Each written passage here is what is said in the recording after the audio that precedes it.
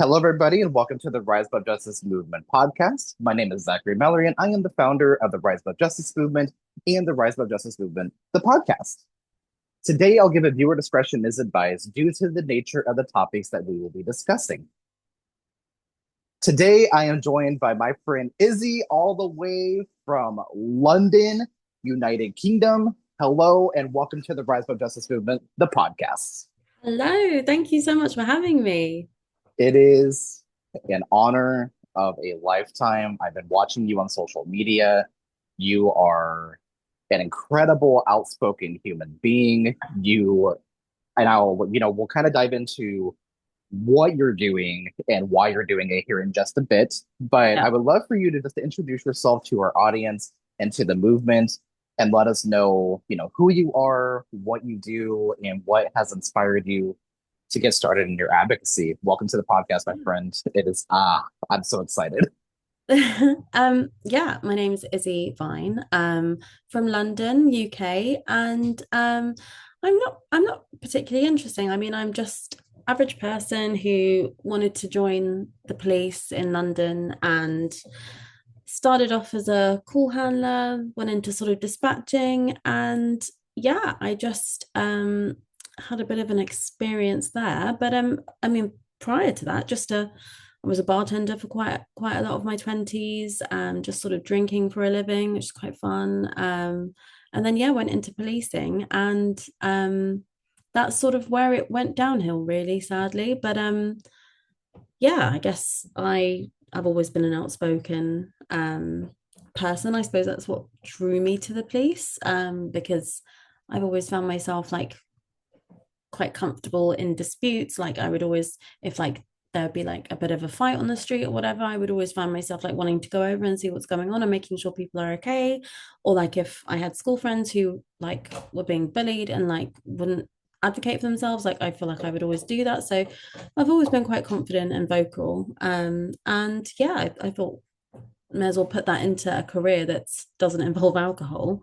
And join the police, and it just went downhill from there, really. So that's a little introduction to me. Yeah, absolutely. And you became a whistleblower Yeah. against the Met Police, and I know that it is definitely quite the journey for you. You have been silenced numerous times, and I know they have just attempted to discredit you, but you have quite the following that are understanding about what is happening. So I Yeah. would love for you to walk us through that journey, what led you to becoming a whistleblower, what you Oh, saw, and just kind of, walk us through that journey for you because what? this has not been an easy journey at all. And to anybody who is listening, again, I will give another viewer discretion is advised due to the nature of the topics that will be discussed this point on. Yeah. So walk us through, what happened, what you Sure. witnessed, what you saw, Yeah. and we will go from there. Yeah. Well, I mean, it was back in 2023, just an average day of call handling, dealing with emergencies, people calling in, written reports, all of that. And I sat next to a colleague who I'd never really spoken to before or met. I didn't even know his name. And throughout the course of the shift, he said really concerning things. And I just always feel like whenever I speak about it, I just have to say what he says, just so it really hits home. Like, I never want to sugarcoat it because it's very serious. But he was reading a online report from a victim of rape, and he covered his mouth with his hand and leant over to me and said, she sounds like a slut. um like absolutely horrified. I was kind of like in shock and in the middle of doing my own work, so it just kind of like time froze, and then we sort of just moved on to like my other jobs, and I didn't really say anything at the time. And like obviously hindsight, I'm like, oh, I wish I stood up and was like, ew, you're gross, but I was so shocked. And then yeah, the shift went on and it just got worse. I mean, he you're in earshot of each other's calls. So I could tell that he was talking to someone who just arrived to the country and was explaining that the police don't deal with housing. And he nudged me and said, can I be unkind? And I was like, what? And he was like, I've just had a call from an immigrant, and then got his phone out, typed on his notes app, why don't you just F off back home? And I was like, that I kind of like gained a few more sort of like bits of courage, because I kind of was like, that's really harsh. People don't know the process when they get here. Like, we have to be patient and kind and understanding that when people don't know things, they sometimes they do call the police because you think police know everything. And he was like, okay, sorry, maybe I'm really harsh. And it was really awkward, and the day went on. And I kind of like moved my body, so like had my back to him to like not invite further conversation, etc. Just give him that sort of like vibe to like not talk to me and I don't like you. And throughout the shift, I'm like, okay, this person's obviously a weirdo. I don't know how to report this, but I'm gonna do it. I was also quite conscious at the time that, like, it's very, very strict in the Met. Like, you have to take call after call after call. So I don't really have time to process what to do because, like, you have stats that you need to meet when you take emergency calls. So it was all quite overwhelming. And then he went on to later on in the shift, I was on the phone with a live 999 call, and he whispered in my ear, that's Sarah Everard's turf, because I was taking a call in Southwest London. And if anyone doesn't know, Sarah Everard was a lady who was murdered and raped, abducted by a Serbian Metropolitan Police officer in 2021. And it was a horrific, horrific case. So many failures across so many different police forces that could have prevented that. And yeah, he whispered that in my ear whilst I was on the phone to a completely unrelated call, and it was really creepy and just really weird.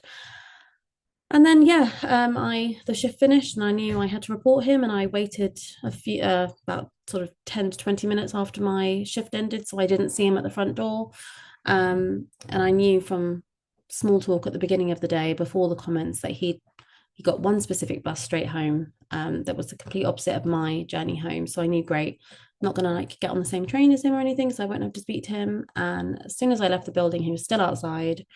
And as I got on my bus, he ran across the road, screamed, hold the bus, but I just got on it and the door shut. And the bus moved off, and then I had banging on the bus, and then the bus stopped, the doors opened, he got on, came and sat next to me. I said, what are you doing? You don't go this way, you don't live this way. And he said, I'm coming your way tonight. And I was just so like, I didn't I didn't know what was going to happen. Like, I wasn't in the safety of my work environment anymore. I knew this guy was really unpredictable. He laughed at rape victims, hated rape victims, had a dislike for women, dislike for immigrants and foreign people.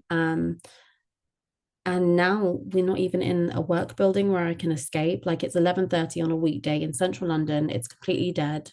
So I kind of like was just polite and just sort of appeasing him. He got on my first bus and my first tube, and I was able to run off the tube after the first stop and complete my journey in a different way away from him, thank God. And it was just a really horrifying experience. And the next day, I went in and reported it. And yeah, it was just sort of a circus, really. I mean, so many failures. I wasn't really given any welfare, and then was expected to sit next to him. And then, people didn't know what was going on. And it was just a lot of failures. And he eventually was dismissed in a misconduct hearing, which was, I was really happy. Like, they were like, we totally believe you. It's all proved.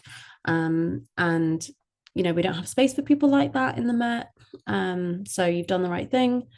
And I got on with my life and was really proud to work for a police force that, actually cared about safeguarding people and women, and, took racism seriously. So a few months later after that, I got on with my life, and I get drugged out of work and told that, sorry, he'd actually appealed, he'd won, and he'd been rehired, and he was currently enjoying annual leave that he'd lost whilst he was dismissed, and he'd been paid for the whole time he was dismissed, even though allegations were still proven. So even on his appeal, they still found it proven, which I was like, that is bizarre. So I met with the person who rehired him, and he was just as bad. He was just saying that, it's just not that bad, and it's too harsh to sack someone for doing what he did. And you can have any opinion you want, no matter how harmful I'm working the Met, and just all these really harmful comments. And I escalated that as well, and I was ignored. My reports were told, like, I was told, oh, someone really high up is going to look at this because this is really, we can't understand why someone's rehired someone like this. And then I'd wait months and then I'd chase it and they'd be like, what? We don't know what you're talking about. What reports? What investigation? Just really, really bad. And my mental health was all over the place. And, I was becoming quite sort of suicidal. And I'd even gone to work with after sort of having a breakdown and, you know, so many psychiatrists at work were like, you're not safe to be working. And the Met continued to put me in dangerous situations at work, even though I was mentally unstable. And I ended up having to just leave because it was becoming dangerous, putting me, a suicidal person, in charge of officer and public safety, um, even though I was pleading with them not to.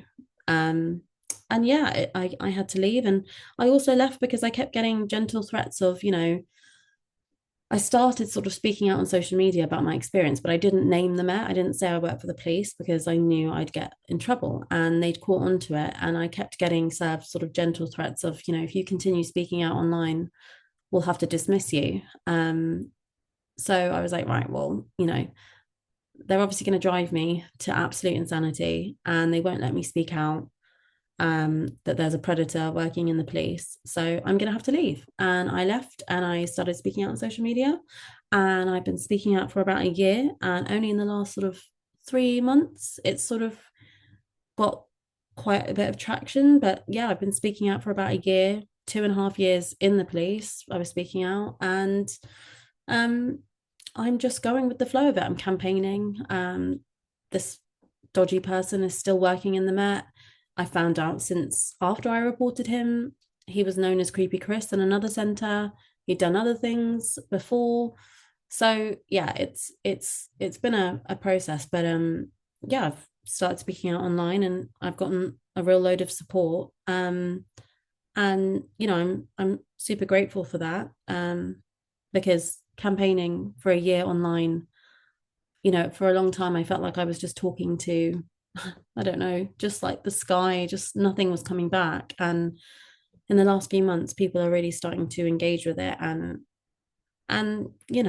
understand that I took a big risk. I'm taking big risks, and people are hearing me. And that's where I'm at the moment. And what has been your experience with like social media, like censorship? Because meta platforms historically have always been very pro censorship, especially if you call out very powerful people or do anything that goes against the algorithm or anything like that. So, what has been your experience in that regard with censorship, and have you dealt with any censorship at all? Yeah, I mean, so I'm not a complete whiz at social media. So I very much have just always been winging it and then like tried certain like formulas of how to say things and stuff and then gone viral. But yeah, I still can't even get my head around it. I don't know, like it's really baffling. Sometimes I'll put a post out and it would just be like, I don't know, like my rough story, and it will be like I've violated some sort of community guidelines. But then yeah, I'll go on my For You page and there's literal videos of sort of like unalived people. So I don't know. I feel like maybe I'm being censored sometimes, but I don't know if that's, I really don't know. I really don't know. I definitely know that sometimes Mhm. things have been banned. Like I've had account strikes for the most bizarrest of things. Like I went to a march, a protest about Trump and anti-Trump, and I put up this lovely speech from this American lady who'd traveled all the way to the UK, and it was a really polite speech, and that got banned. And I don't really get it, but I am definitely, some of my content is banned and some is not. I'm definitely shadow banned a lot. Um, but to be honest, I don't really know how to work social media, so yeah, I know I'm being censored in some way, but I don't. Surely it can't be these organizations having any input into it. Yeah, Sure. absolutely. I've mainly noticed a lot of the censorship, like over here in the US, is a lot of it. And I've noticed like in other parts of the world are not censored like the US is because there's other. I've talked to people that are based in Australia and other parts of the UK, and they look at what's happening in the United States and they're like, why are we seeing more of what's going on that you guys are seeing? So, Yeah. and I've learned new things that are happening because people that I've talked to over in the UK and Australia and even like Canada, they're seeing more of the United States media than the United States is seeing. That's So it's crazy. really interesting to see the algorithms, but also Yeah. the censorship. You know, the Rights for Justice movement has 241,000 followers on social media, but we have noticed a downward spiral in our viewership. And then Yeah. also, if we have an account that follows us that has like a million something followers, it will remove them from following us. And I've noticed that quite a bit That's because crazy. they'll message us and they'll be like, "Hey, I was following your account, but all of a sudden I'm no longer following." And it's like, well, that's Oh my God. insane. That's crazy. And it's so insidious as well. Like it's yeah, that's absolutely crazy. And yeah, it doesn't surprise me maybe that it's more stronger in the US. I don't know. I'll find it very confusing because, like I'll open up my app and I'll see graphic videos of God knows what, but Mhm. then like you'll put up a post that's like, I put up a post once about how I've got to go take the Met to a legal case. I've got to take them to a court. And then that gets banned for like like guideline violations. But Mhm. then you have literal, I saw the most, some videos that I've seen on my For You page that I haven't searched for. They're literally traumatizing, but they're not banned. I don't understand it all. I really don't. But I definitely think it is supposed to be that way. Like for some strange person designing all of this in the meta shiny ivory towers wants it to be this way.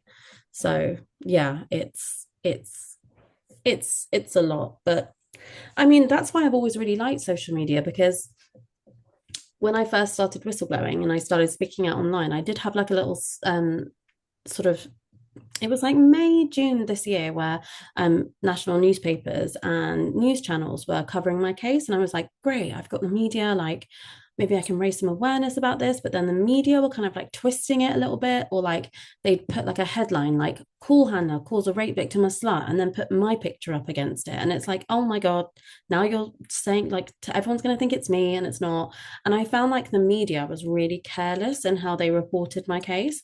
So then when I was like speaking out on social media, I kind of felt like, oh, amazing. Like this is a safe space where I can just control my narrative and just put out truth without any spin or any you know, little sparkle of whatever they want. But then yeah, I've noticed in the last few months it's been disheartening when you're trying to put out valuable content that, you know, is safe to safeguard people. And yeah, it's not being pushed out because it's not ticking those algorithm boxes. It's incredibly tiring and draining. And I do definitely have moments in my life where I'm like, oh, if I was the queen of the world, I would definitely get rid of the algorithm. Because it's a nightmare. But I will say I prefer social media to national media and the press. I actually have to agree with that because they are absolutely complicit. Mm. And, we see a lot of censorship in like the American media too. They barely ever cover survivor stories. And Yeah. if they do, they're watered down, they're edited, they're chopped. I can speak from personal experience that I have shared my survivor story and I did an interview with a reporter for close to like 20, 30, possibly 40 minutes. And they used Yeah. maybe like 2 minutes of what I even Yeah. said. It's so hurtful. And yeah, I feel like if you're going to give time and space for these stories, then do it properly. Don't do it for a good headline or clickbait or streams or views. Like Mhm. that's why I just feel media is it's just so vulturistic. Is that the word? Like It it is. it's not covering people's stories and it's not getting information out there. It's about clicks and it's about streams and it's about engagement and people's lives and people's reputation and people's feelings are at cost because Mhm. of that sometimes, and it's really gross. So this is actually very timely. And then we're gonna dive into your Speak Up Now UK Yeah. and dive into like Isabel's Law, which we'll talk about that here in just a second. But very timely today, there was an article that was released, and I know you just posted about this. Today is November 19th, 2025. Former Met police officer David Carrick found guilty of more sexual offenses. Yeah. And for anybody out there who does not know, Carrick is one of the UK's worst ever sexual offenders and is already serving a life sentence after admitting two crimes against 12 women over 17 years. He is Yeah. one of the most horrific sexual offenders in the UK literal history. So, what is your reaction to that? Yeah. And how do you feel about this? Because, again, you came forward about Met Police, and I know this is not surprising to you at all, but what's your reaction to this? Yeah, like I only just saw it to be honest a few minutes before we started, and it just like instant rage because I just know in that case, and if you read into it, there would have been so many red flags and so many um behaviors of his, and there were when you look at the original case when it was originally documented, of behaviors at work that he was displaying that would have raised alarms, but just silence. Like colleagues didn't call him up on it, hierarchy didn't call him up on it, and he was just enabled to continue. And yeah, it just boils my blood because you have here like the most prolific sex offender in the UK in history is within our authority that is supposed to ensure safety and you know is supposed to be there to protect us. It's oh it really makes me furious. And I just when I see these cases, the only problem is like I feel that the public are still, I don't know if it's different because I've come from policing, so I've seen others and their sort of predatory behaviors, and I know it's quite common. But I feel like the public, and I think it's universal, when things are in the media like this, and it's like this massive story in the newspaper, I think it separates everyday people from this. So I think people are looking at this David Carrick case and thinking, oh my God, a prolific sex offender was working in the Met. It's so bad, but like surely it's not common or it's not often, and then they feel like it's not that it's not it's not that like it might not ever affect them. But I don't know how to explain it. I just feel like people are very sensationalized by these massive scandalous stories of officers being rapists and murderers, but forget that actually, everyone needs the police at some point, and you might very well be being dealt with by one of them. So yeah, I just initial reactions to that, just, you know, the most prolific sex offender in the UK is not going to have only a few victims, is he? And it just hurts my heart that I'm sure there were so many, part moments where that could have been prevented. And yeah, this is why I continue to speak out. My case is just, an example of where there's a red flag being woven, and I've called it out, and the Met Police welcome it back in. Um, and someone like David Carrick is what those behaviors turn into. Not always, but can. And if people are waving red flags in your face, especially about officers or police staff, you need to take that seriously and you need to get them out. Because there's nothing a lot about sex offenders and all these types of evil people is that a lot of it is to do with power and control, and there is nothing more powerful than someone who is a serving police employee getting away with predatory behavior and being able to keep their job. And that's what my case was an example of. And that's why every time I see something about Carrick or Cousins, all these prolific UK police predators and criminals, it's incredibly triggering because the police forces aren't doing enough to stop stop stop it getting to that. Um, Even when their staff members are trying to raise awareness about it. So yeah, it's horrendous, and my heart is with every single victim. And I know that there are many more, and I hope that my advocating and my campaigning will give more staff and more officers more courage to speak out and warn people about predators within the Met and other police forces. Because say, for example, I worked with David Carrick and I witnessed some of his predatory behaviors. Say I went on social media and I told people about it, maybe some of his future victims would have had a chance and would have been like, oh, I saw his face online and that police staff member was saying, oh my God, like he did this and did this. So I'm just going to keep my distance. Maybe it might give people a bit of chance. Knowledge is power. And if people are aware of people and what they're like, then they have that choice to keep their distance and protect themselves. When you're silent about people, that's when they can abuse, and that's, silence only helps predators. So those are my reactions to that. But it's always painful to see.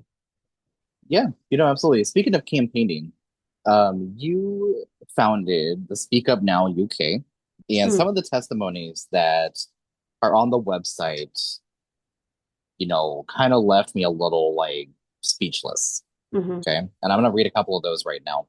Yeah. One of them is from Devon and Cornwall Police. Quote, having wanted to join the police for as long as I could remember, I applied for the local cadet group.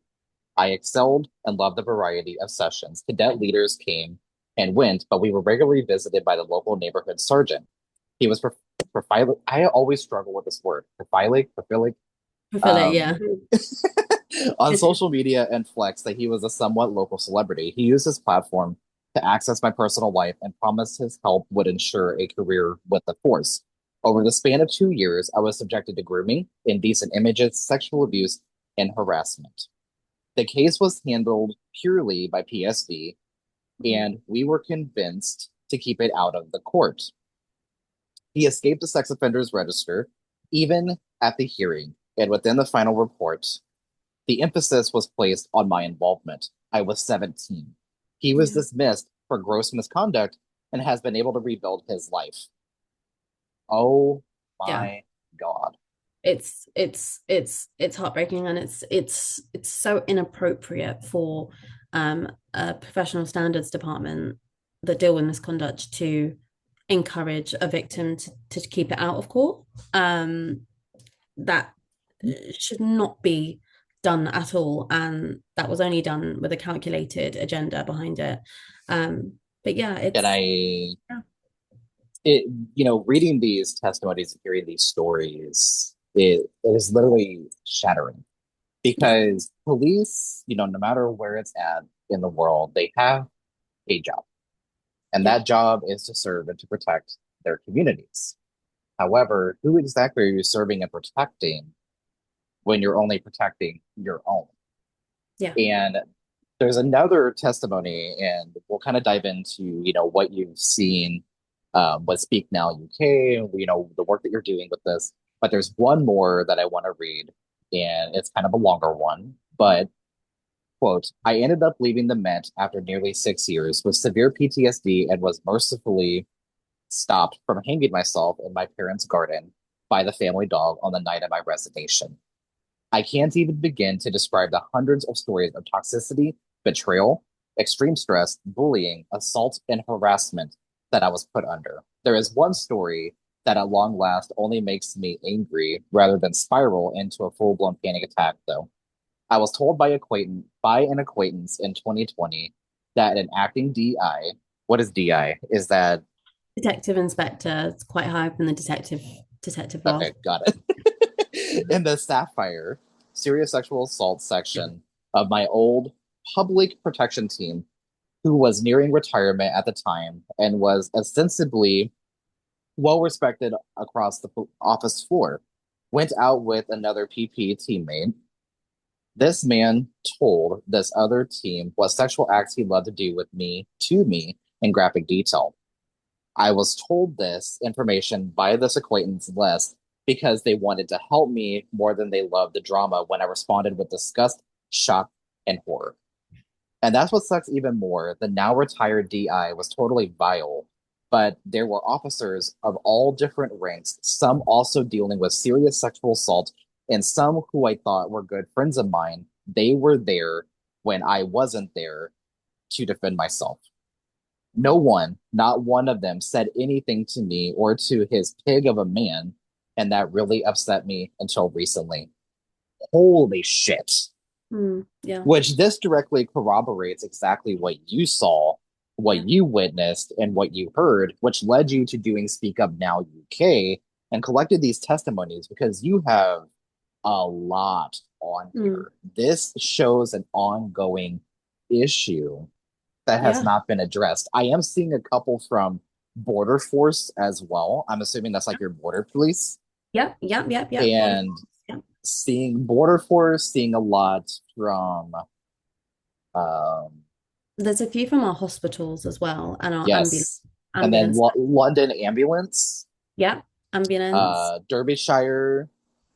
Derbyshire Constabulary as police force, and a couple from a Ministry of Defence, and a prison Wow. service. So it's it's universal and it's a theme across all public services. But it's obviously quite heavy in policing. But yeah, it's universal between all these public services, and that's why I started Speak Up Now UK, because there's a problem with silence culture in these services. No one wants to rock the boat. No one wants to speak out. No one wants to look like a nuisance. No one wants to like ruin friendships, and no one wants to attack the workforce that you work for, I guess.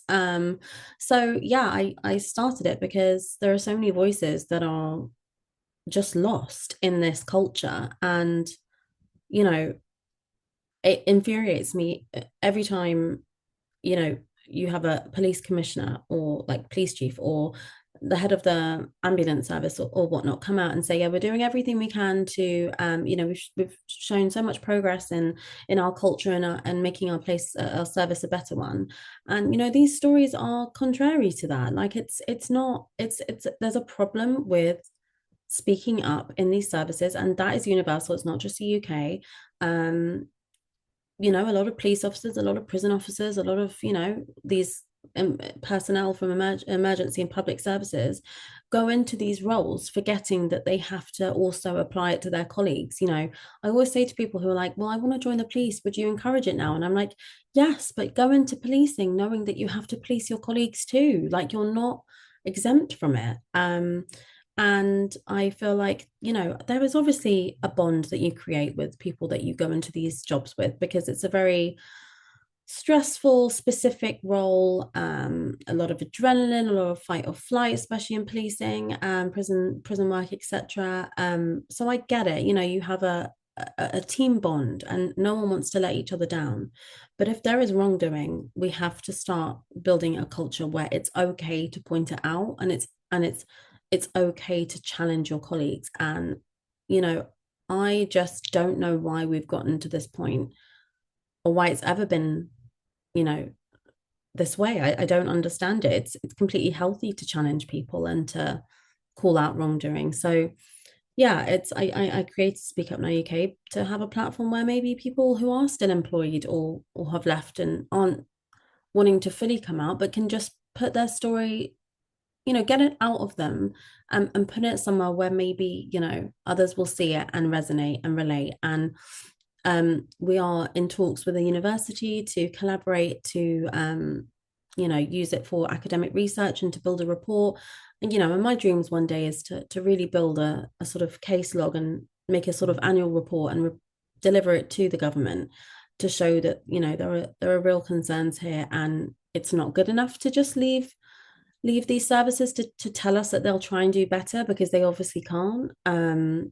So yeah, and I always, you don't go into these jobs knowing anything about whistleblowing, and the job isn't going to tell you how to whistleblow because they don't want you to. So Speak Up Now UK was always, my way of trying to sort of help people understand what it's about and give them those tools that, if they've tried to speak out whilst they're at work and it's not worked, or, something's really going wrong, how they can whistleblow, how to look after themselves whilst they're whistleblowing. Because there's so many, there's so much retaliation you can get. There's isolation, there's all these different tactics you can suffer from. And I just wanted to be able to give support out there to people who don't know how to navigate whistleblowing. And it's a very stressful process. Sometimes it can, you can have legal things going on. You want to speak to the media, so you've got to navigate that. You've got to make sure you're looking after your mental health. You've got to then, maybe if you might lose your job, worry about the financial risks, just to do the right thing. So I just wanted to create an organization that can be there to support people.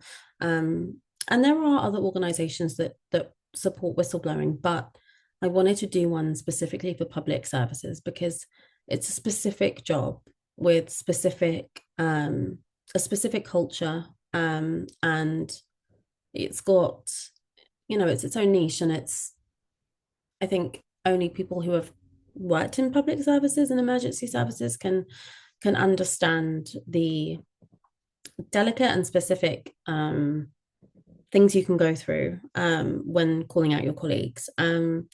So yeah, we just collect these testimonies and do what we can to encourage people speaking out, because silence doesn't change anything. Yeah. You know, one of the other things that I wanted to talk about was is it Isabel's law. Yeah, And this is your law that you are proposing, correct? yeah, yeah. So what would Isabel's law look like? And what have you done in this arena? And what obviously we need to put pressure to get this to pass through the parliament, Yeah, etc. yeah, But and I think I said it right. It is a yeah, parliamentary, yeah, right? Okay. yeah, yeah, you got it.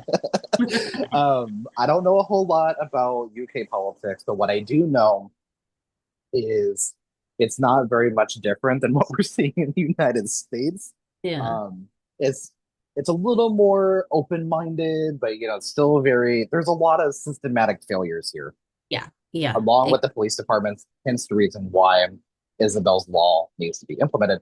But what walk us through, creating like this language and then also, where Mhm. you're currently at with it, where do you hope to go, and just walk us through that process for Okay. you. Yeah, so I mean, Isabel's Law, or whatever it will be called, I just called it that because it was my name, and I just thought, but I wouldn't care what it would be called. But yeah, it's throughout my whole experience in policing and misconduct, it's in the UK. Um, the police forces are only supposed to publish gross misconduct outcome findings for police officers, and I find this really problematic because behave like what a police officer does is assessed either as misconduct, gross misconduct, or like no case to answer for. And that is very subjective to whoever's deciding. So sometimes you have cases where had an officer that's been predatory, racist, ableist, homophobic, and the inspector or whoever's leading it has decided, okay, I think that's just misconduct. I don't think it's gross misconduct. And that case goes through and it's not published anywhere. So, even if they're found proven of misconduct for being homophobic, no one knows about it. So, Isabel's law really is to firstly ensure that both misconduct and gross misconduct outcomes are published for police officers, so that, some aren't hidden. Also, police staff are not included, which I think has always been very problematic. Police staff are not treated the same as police officers, and I think they should be held to in the same regard, because some police staff members are more powerful than police officers, can make mistakes that harm people. They should be held to the same regard. So Isabel's law would ensure that police staff would have their misconduct findings published as well.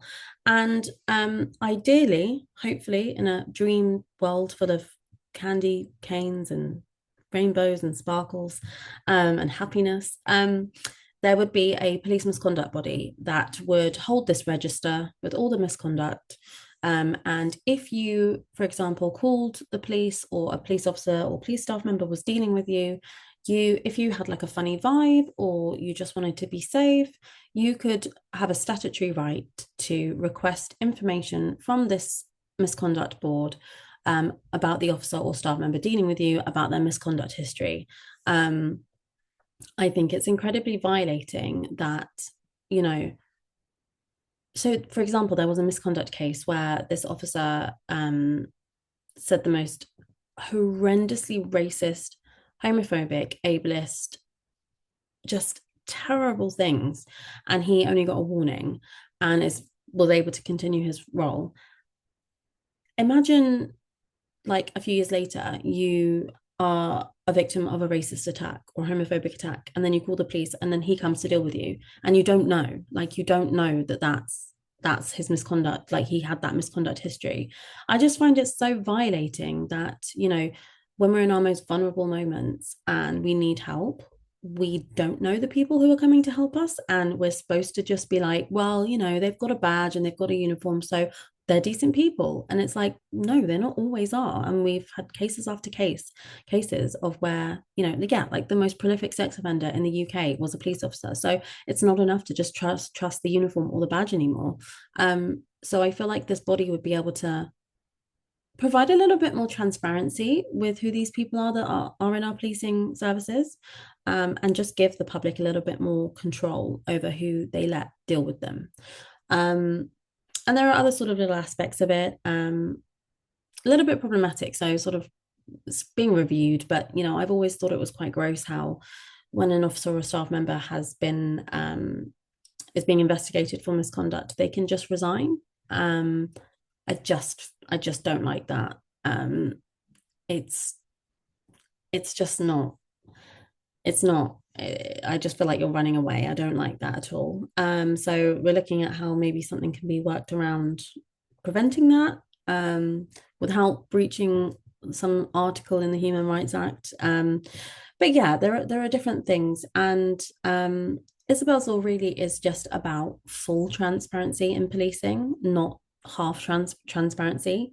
Um, there are so many problematic people in our policing service that are just allowed to continue and are allowed to deal with vulnerable people, and it's gross. And so yeah, I'm campaigning with that. I'm just a girl. I don't know what I'm doing, but I like drafted the bill, and I have been emailing it, sending it to all the local MPs, members of parliament, and I've had a few MPs show interest into it, and a minister of crime and policing, a shadow minister, which is like the opposition party here, wants to meet about it. So, I don't expect much or anything to come from it, but I am constantly campaigning about it and raising awareness that maybe in a lovely world that this would be a thing. Um, the only thing is, I don't think I'll get very far with it, because I think once you call for full transparency from one public service, you'll need to have that for all. And I think that's too much work for the government. And then also, once you have it for all public services, then you'll need to have that for the government. And I don't think MPs or the Prime Minister or the government are going to want people to know what they've been investigated for. So I think I'm sure I'll be doing this for many, many years, decades, campaigning about it. But it's a start, and it's just putting an idea out there that we can have more transparency in policing, and also, police departments say it, the more transparent, the more trustworthy it will be, and the relationship between the public and police will be better. So yeah, that's the aim of Isabel's law. We'll see what happens with it, really, but yeah, I'm just going with the flow with it. Accountability, transparency, integrity are all something that you would think would be absolute common sense, right? Yeah. But unfortunately, it is not. And I'm seeing a common theme across the systems, not only just in the United States, but also in Canada, in Australia, and the Yeah. UK. Based on what I see, there's a lot of systematic failures. And, us here in the United States are like, oh, yeah, we have one of the most corrupt systems. But take a look outside of the United States, right? These systems are built and designed exactly how they were supposed to function, how they were Yeah. designed was to harm the poor, the working class, the disabled, Mm-hmm. the unhoused, Mm-hmm. marginalized communities. Mm-hmm. That's Yeah. exactly who they were built to punish. And Yeah. if you look at who is incarcerated across the globe, you see a disproportionate number of Black and Brown community members. You see Yeah. a disproportionate number of, trans community members. Like, Yeah. it is Yeah. astronomically insane what is happening across the globe. Mm-hmm. Now, in regards to the response that you have seen, on your social media, we talked a little bit about, the censorship and things like that. But what are you seeing in your comments and what are you hearing people talk about? Like, what are you seeing? Yeah, I'm seeing, if I'm going to be like completely blatant about it, I'm seeing a lot of female support, a lot of women supporting me. I am seeing a lot of people who have witnessed what I have, but as members of public, I'm not seeing a lot of other colleagues or police officers or staff commenting. They usually inbox me privately, which is understandable, I suppose, because they're still working. Um, I'm seeing a lot of trolls who are sadly men, um, always white men, giving me a lot of hate. And I'm seeing a lot of army, a lot of soldiers, and a lot of police officers troll me and give me a lot of hate.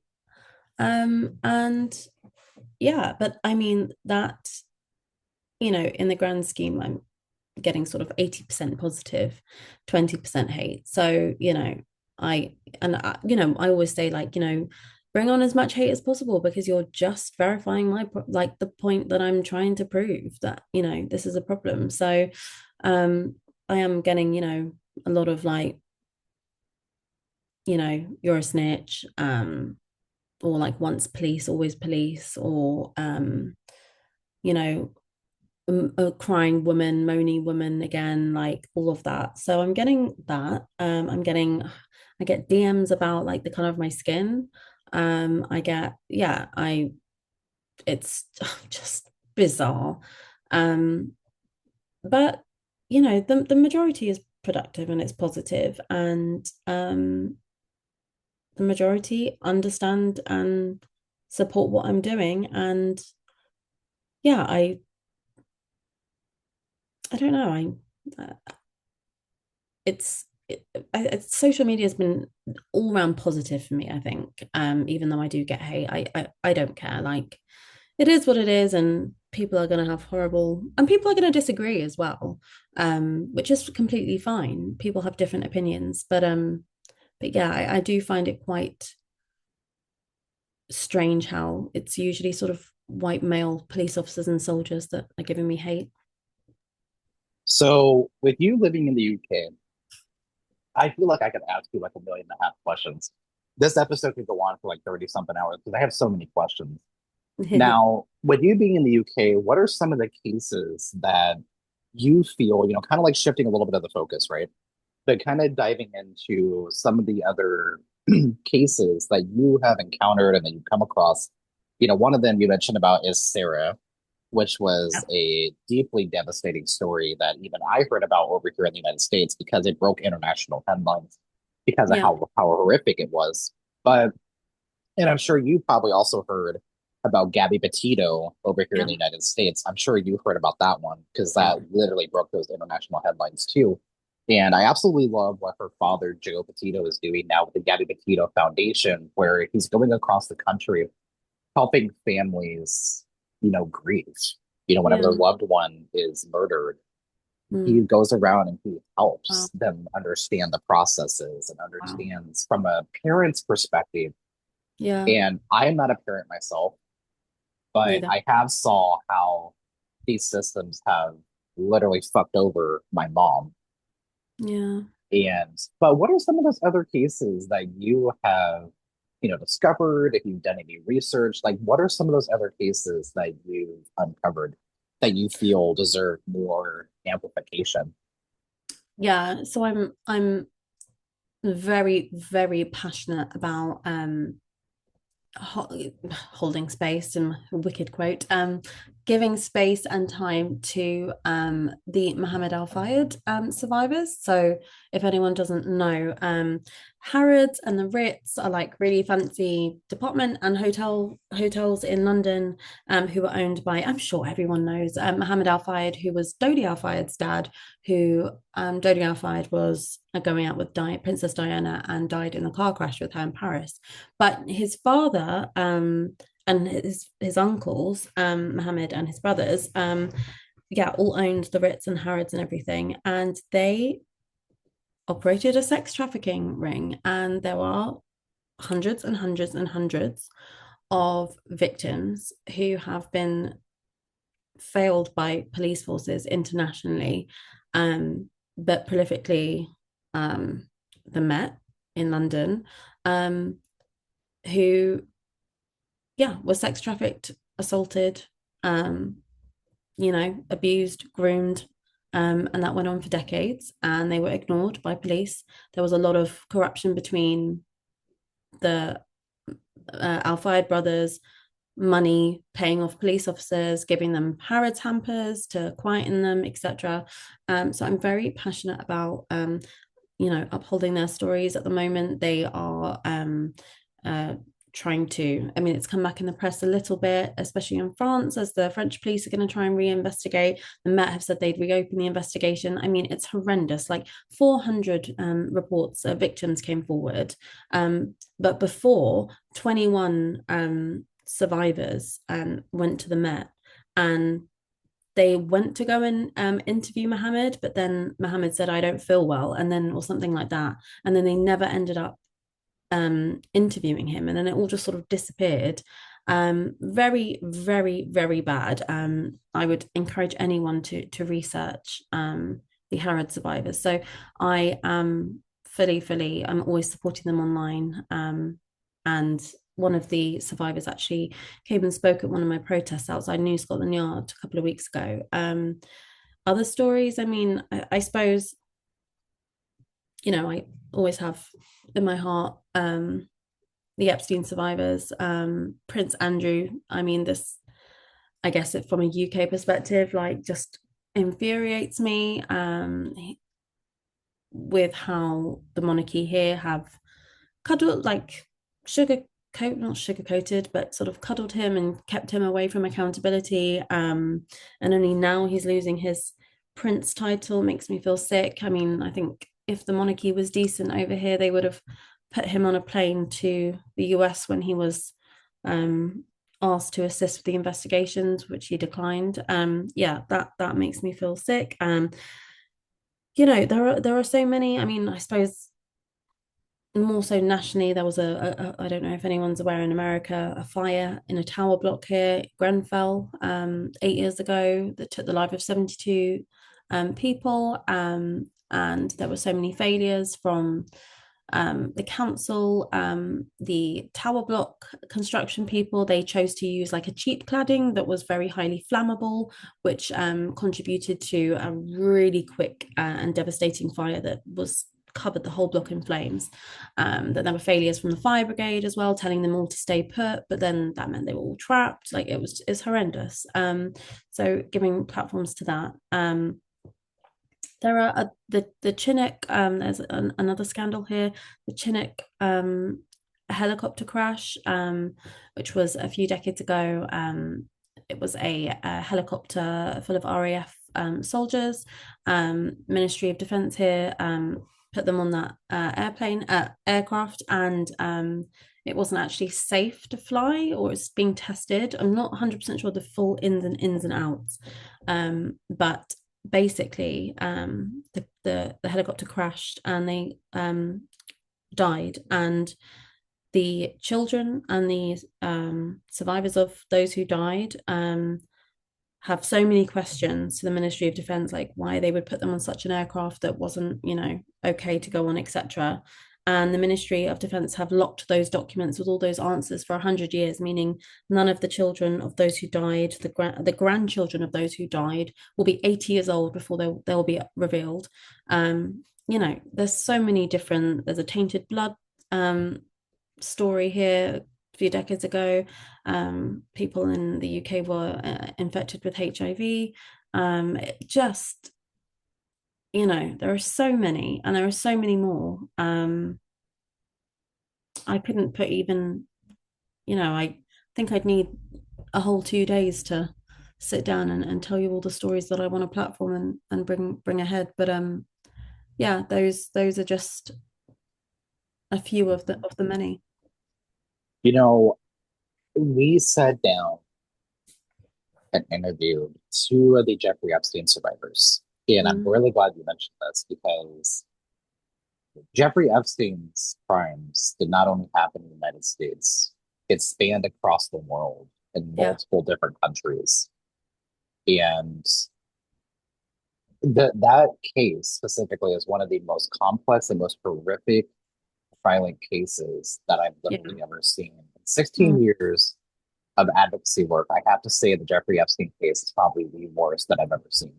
Yeah. Yeah. And it's definitely different than hearing the survivors speak on, like a news media and during press conferences is different than actually sitting down, looking at them directly, and they're looking at you telling their direct story. That Yeah. hits you in a different way. Yeah. And I have the utmost respect for every single survivor who has came out against a very powerful man. Mm. And not only just Jeffrey Epstein, but also all of these other men. And I understand that women can also be perpetrators. Look at Ghislaine Maxwell. Mm. I think about that. And I oftentimes also say, I understand it's not all men, but it's always a man. But it's always a man. Exactly. It's And always, yeah. whenever you're talking about men in your comments, I too see that even on my personal profile, whenever I share Wow. something deeply personal, they're like, oh, Jeffrey Epstein wasn't around in 2015. He was.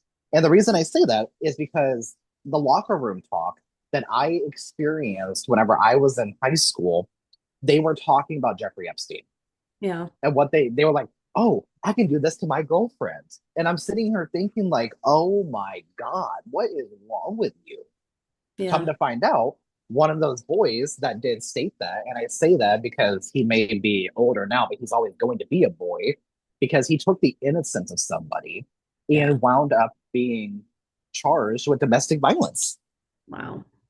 And I just sat here in like complete shock, and I was like, you know what? I shouldn't be shocked because of how he was talking in that locker room all those years ago. Yeah. And I think about that and I think back to that. And, you mentioned about Prince Andrew, rest in power, Virginia. Uh, Mm. Virginia's story literally was so incredibly complex. Yeah. And it involved multiple of these very powerful, quote unquote, powerful men. What this is the point where I tend to lose my thought because like you said, there's so many things that we can cover in a short amount of time. But what's next for you? What are you going to focus on now? I know you're going to continue doing, Speak Up Now UK, continue focusing on Isabel's Law. But what else is next for you? Well, I don't know because I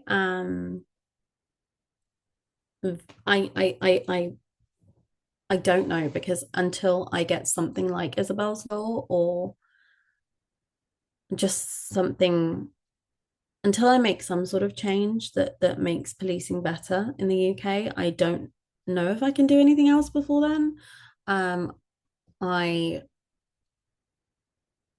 I am very much stuck until I can accomplish that.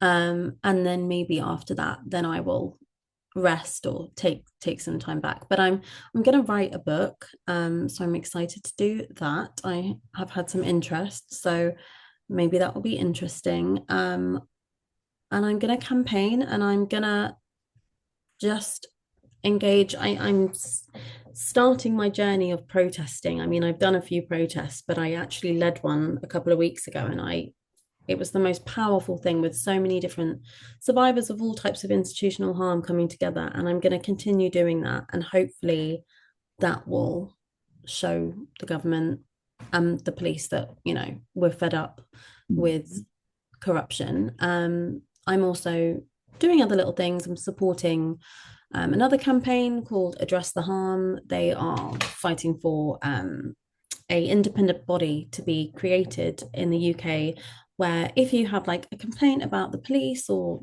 the hospitals or prison service, then this independent body will deal with it and not the actual service that you're complaining about, which makes total sense. I've always said that with policing, it doesn't make sense that they can mark their own homework. So I'm supporting that. I am going with the flow. I am just trying to, I do some writing as well, and I'm just, I don't, trying to support people through Speak Up Now UK. And I guess I don't know what's next for me because I feel like I'm not finished. Um, I've only started, so I will just keep campaigning. I'll keep showing my story. Um, and yeah, I don't really know. I feel like I'm just only getting started. So if I can just I kind of want to build myself up to be someone that everyone can know, that will be like, oh my God, she was the one that worked for that institution and didn't take their shit. And maybe I can do the same. So I kind of just want to reach as many people as I can, just to be like, yes, we live in this society where we have rules and boundaries, but if they are harming people, you have to break them. And that's, I guess, what I want to do. I also want to like stop animal cruelty as well. I'm very passionate about that. So and very passionate about not having powerful predators in powerful positions. So I don't know. I don't know. I just want to make the world a better place. And I'll do anything I can to do that. So that's what's next for me. Yeah, absolutely. And where can people find you on social media and how can they plug into your work? Yeah, so I have a website, issyvine.com, and then I have on there, it's got all my links, but we've got speakupnowuk.com, which is my organization. And then social media, Issy Vine, Speak Up Now UK. And yeah, that's how everyone can find me. Isabel's Law, that's all linked in my websites. And yeah, I mean, the dream one day would be that, Speak Up Now would be a universal thing in all different countries, because this is not a problem only for the UK. And maybe something like Isabel's Law can be universal. We'll see. But yeah, that's how people can find me. If they haven't seen me shouting on social media. So yeah, I was gonna say you're very vocal and you're very active on social media, yeah, which is actually how I learned about you and how we actually initially connected a couple months ago. yeah, And yeah. I've just been the biggest cheerleader. And it's like I said, it's honestly an honor of a lifetime to sit down and talk to you because you Vice bring versa. you bring Your this energy. movement. Well, can I just say before, your Yeah. movement is so powerful, and everything I resonate with and everything that I would support. And just like those three words: empower, inspire, and lead. Um, yeah. So I am a cheerleader for you guys too, and everything that you stand for, and everyone you support, and every story that you platform. Because I think that's when change can really be made, when it's not just about yourself, it's about other stories, and bringing a bigger picture, a bigger collective together, because that's how change is made, when a bigger picture is made. Yeah. Thank you so much. I greatly appreciate you. And is there anything else that you wanted to talk about or anything else you wanted to share with anybody who may be listening right now? No, just, don't let anyone bully you into silence. Don't let your employer bully you. Don't let your family bully you. Don't let your friends bully you. Don't let strangers bully you. I think a lot of people, we're all very familiar with abusive relationships and abusive friendships and abusive people, but people forget that their employer can be abusive and that the system can be abusive. And, we're all born on this planet. Um, who is it to say that anyone else can tell us what to do or what not to do, or what not, maybe not what to do, but what to say. There's don't live in this world and have your voice taken from you, because that's the only thing that's yours at this rate. So that's all I'd say. Absolutely. Izzy, thank you so much for coming on the podcast today. You take care of yourself, Thank you. okay? Thank you so much for having me. Of course. Thank you.